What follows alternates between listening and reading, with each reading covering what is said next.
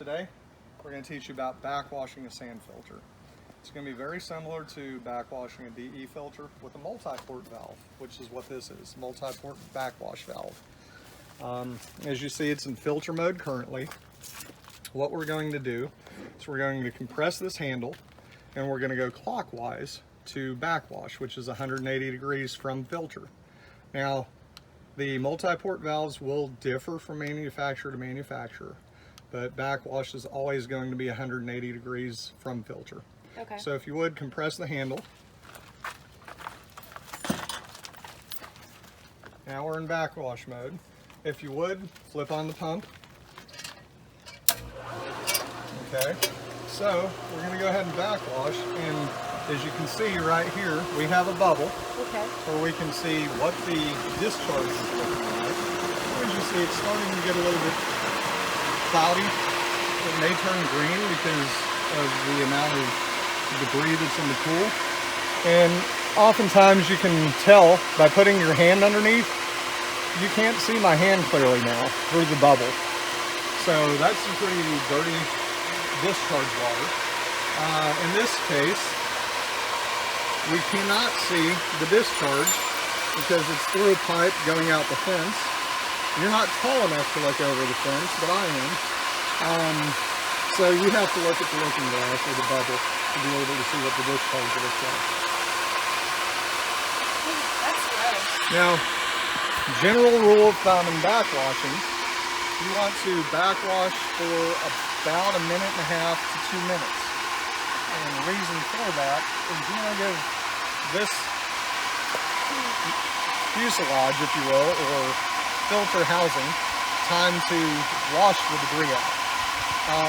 Again, if you come back over here at the looking glass, Still not clear. it's still not crystal clear, but you're starting to be able to see my hand through the glass.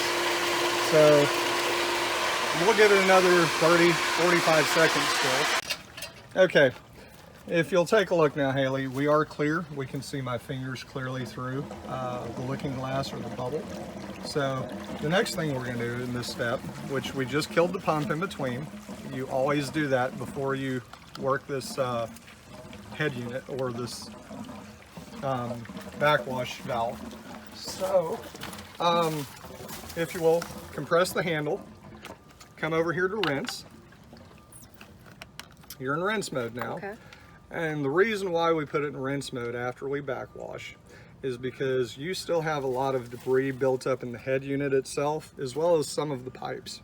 So you want to make sure that that gets rinsed out rather than blowing back into the pool. And rinsing you only have to do for about 30 seconds.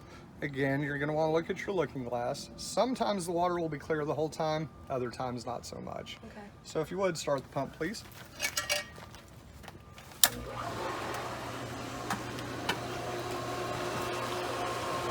Now we're clear on the looking glass. There's no more nasty discharge coming out. So if you would, before we change again, kill the pump, compress the handle, and let's go back into filter mode. There we go. And if you would, start the pump, please. Okay. Now, back here is their air pressure gauge. And we're sitting at about 12 psi, which is perfect for normal operation. Normal operation will be between 10 and 20 psi. You can look at the air pressure gauge, which if it's working, will tell you whether or not the backwash needs to happen. The other way to do it is by looking at the pool, making sure it's circulating as it should be.